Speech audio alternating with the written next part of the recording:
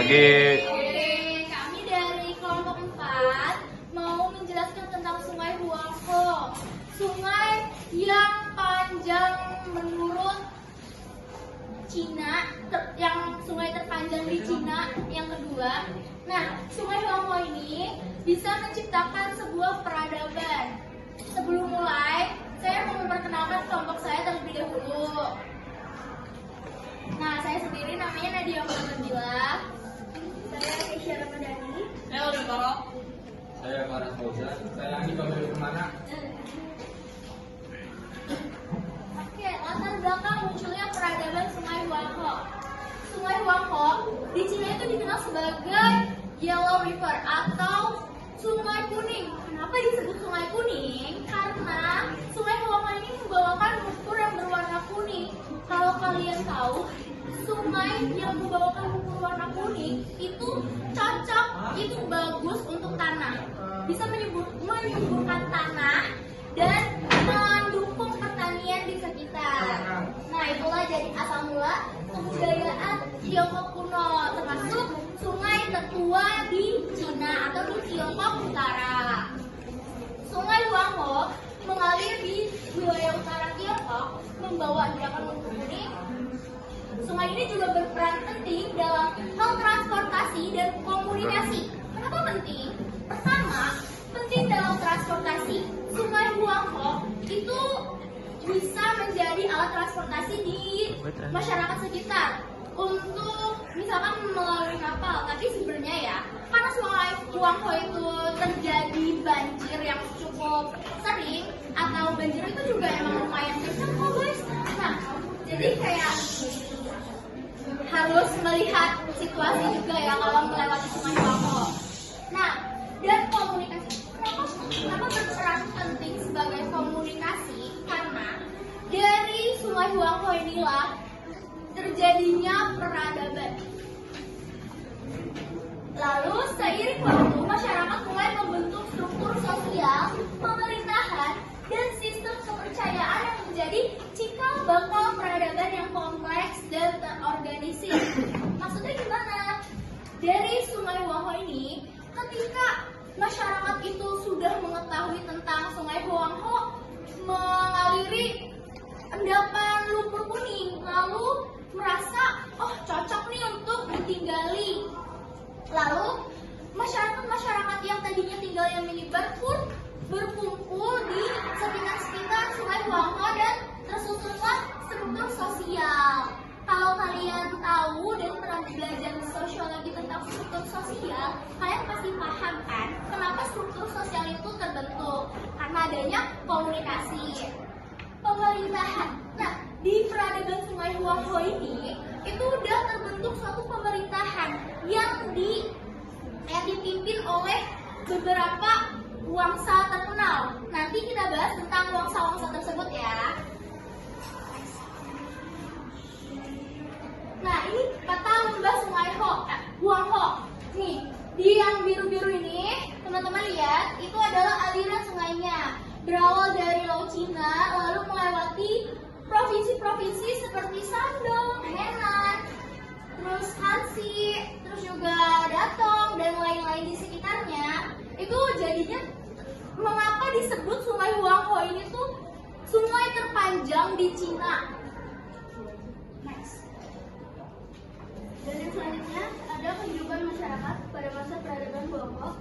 Pada masa peradaban Huanghe, masyarakat hidup dalam kelompok-kelompok yang sudah terorganisir dan mulai mengenal sistem pemerintahan.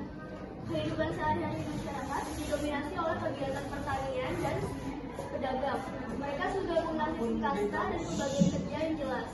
Dari segi kepercayaan, masyarakat Huanghe menganut sistem animistik dan pemuja roh leluhur. Upacara keagamaan dilakukan secara rutin sebagai bentuk penghormatan terhadap nenek moyang dan untuk meminta pertolongan dalam kehidupan sehari-hari. Yang ketiga ada wangsa yang terkenal. Yang pertama itu ada di dinasti Xia. Kurang lebih itu dia tahunnya itu dari 2070 sampai 1600 sebelum Masehi. Dianggap sebagai wangsa pertama Tiongkok. Walau bukti arkeologisnya terbatas, mulai membangun sistem pemerintahan struktur dan pembagian wilayah. Masyarakat yang mengenal pertanian irigasi memanfaatkan aliran Huangho. Ada tokoh legendaris Yu Agung yang terkenal karena berhasil mengendalikan banjir besar dengan membuat kanal-kanal. Habis itu yang kedua ada dinasti Song. Itu tahunnya itu 1600 sampai 1046 sebelum Masehi. Unsur pertama dengan bukti arkeologis terkuat terutama di Anyang mengembangkan tulisan Tionghoa kuno di atas pulau Arekel dan perunggu. Maju dalam teknologi perunggu untuk senjata, alat, dan ritual. Masyarakat memiliki sistem kepercayaan struktur dan melakukan ramalan melalui pembakaran tulang koroke.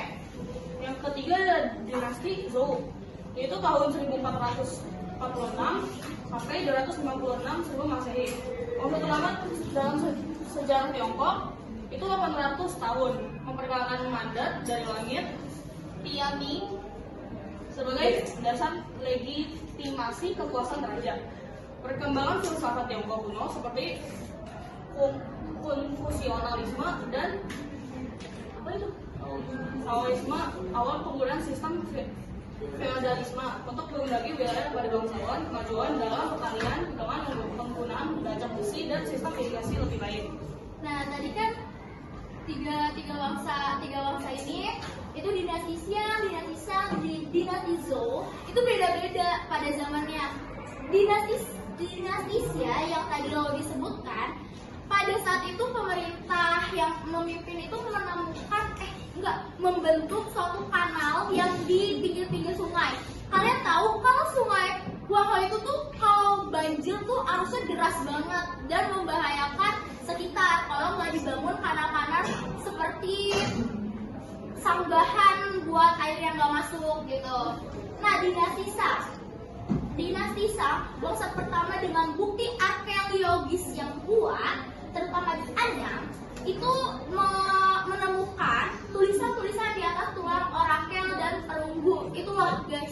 Makanya di peradaban tersebut tuh sebenarnya tuh keren karena bisa menemukan tulisan-tulisan di tulang-tulang atau orakel, tulang-tulang kayak gitu tuh keren banget menurut aku. Nah, dinasti Zhou itu memperkenalkan mandat dari langit yang mau disebutkan tadi ya. Mandat dari langit itu percaya kalau kekuasaan raja itu berasal dari langit. Next. Selanjutnya ada hasil karya dan peninggalan peradaban Huangho. Peradaban Huangho meninggalkan banyak hasil karya yang menunjukkan kemajuan intelektual dan teknologinya. Salah satu peninggalan paling terkenal adalah aksara Cina kuno yang ditemukan pada tulang ramalan atau oracle bones. Mereka juga menghasilkan berbagai keramik dan gerabah yang memiliki nilai seni tinggi. Bahkan struktur bangunan seperti istana dan makam-makam raja menunjukkan kemampuan arsitektur yang sudah sangat berkembang. Dalam bidang tekstil, mereka telah mengenal pembuatan kain bentra sejak dini, yang kemudian menjadi salah satu komoditas paling berharga dari Tiongkok. Nah, itu dia. Pada saat peradaban Tiongkok itu, warga-warga atau masyarakat sekitar Sungai Huangho itu memelihara ulat sutra. Ulat sutra juga buat dibikin, kepompongnya tuh buat dibikin baju, pakaian dijual gitulah. Nah, lanjut aja. Ini ilustrasi dari tulang ramalan yang tadi Andika bilang. Ini tulang ramalan tuh seperti ini, gimana? Keren kan? Terus ini ada yang dari keramik, dari teko. Kalian pasti di rumah ada yang punya kayak gini. Selanjutnya keterkaitan kehidupan peradaban Huangho dengan masa kini. Peradaban Sungai Huangho meninggalkan warisan besar bagi Tiongkok modern seperti sistem tulisan yang menjadi dasar bahasa, menjadi budaya-budaya seperti hormat pada orang tua. Pentingnya pendidikan dan peran keluarga. Produk khas seperti sutra dan keramik masih menjadi simbol budaya dan ekonomi. Konsep mandat dari langit berpengaruh besar pada sistem kekaisaran dan pandangan hidup. Masyarakat terhadap alam juga berasal dari budaya masa itu. Semua ini menunjukkan bahwa peradaban Huangho sangat memengaruhi budaya, sejarah, dan cara hidup hingga masa kini. Nah, kesimpulannya, teman-teman 11.5 pasti udah kenal sebagian tentang Sungai Huangho yang disebutkan. Sungai Huanghe memiliki 3 wangsa, terus juga Sungai Huanghe meninggalkan beberapa barang atau beberapa hal-hal sejarah. Nah, karena presentasi kita udah selesai nih, teman-teman kelas 5 ada yang mau ditanyakan dari presentasi kami? Saya Hanifah Amani dari kelompok 3 ingin bertanya, boleh gak kalian jelasin tentang kemunduran lembah Sungai Huanghe secara singkat? Terima kasih. Nama saya Kalista, saya ingin bertanya, apa peran penting Sungai Huanghe dalam peradaban Tiongkok kuno? Saya Leandi dari kelompok 1 ingin bertanya, mengapa disebut sebagai Sungai Kuning?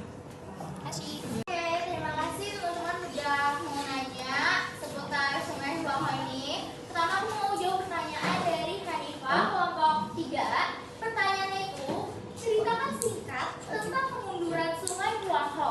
Jadi kemunduran Sungai Huanghe itu disebabkan banjir besar, ada banjir besar. Terus jadi lingkungan yang di sekitar itu jadi rusak.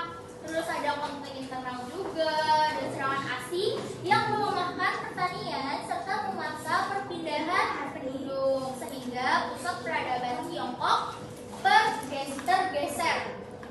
Gimana Ani? Makasih jelas. Oke, makasih. Terus saya akan menjawab pertanyaan dari Kalista. Apa peran penting Sungai Huanghe dalam peradaban Tiongkok? Jawabannya itu sebagai sumber air, lahan pertanian subur, jalur perdagangan dan pusat akhirnya peradaban Tiongkok kuno. Kal, Jelas. kasih. Oke, yang terakhir saya mau menjawab pertanyaan dari Aliani kelompok 1. Mengapa Sungai Huanghe yang mengalir di wilayah utara disebut Sungai Kuning? Karena airnya berwarna kuning akibat banyak mengandung lumpur luas dari daerah hulu. Sudah? Nah, jadi kesimpulan dari pertanyaan ini, teman-teman udah tahu tentang bagaimana kemunduran peradaban Sungai Huanghe, terus juga kenapa disebutnya Sungai Kuning. Udah tahu kan dari airnya itu dari daerah hulu ya? Dari daerah hulu. Oke teman-teman, makasih ya yang udah mau merhatiin kami presentasi dan kami sangat apresiasi dengan atas perhatian kalian itu. Kami tutup presentasinya